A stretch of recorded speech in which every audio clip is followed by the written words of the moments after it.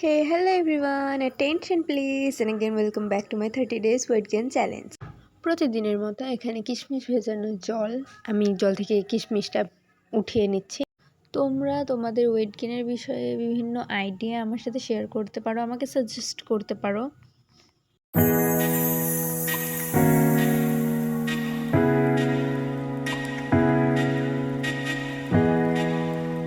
তারপর 4টে আমন্ড বাদাম খেয়ে নিয়েছিলাম আর মা গোলা রুটি বানিয়েছিল, একটা খেয়েছি আমি গুড় দিয়ে।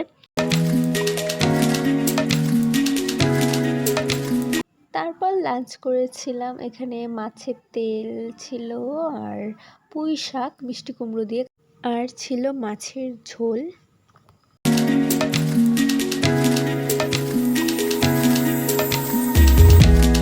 তারপর খাওয়া দাওয়া করে দুটো পার্সেল আনপ্যাক করেছিলাম, এটার ভিডিও আমি কিন্তু অলরেডি পোস্ট করে দিয়েছি, তোমরা যদি না দেখে থাকো তাহলে গিয়ে দেখে নাও।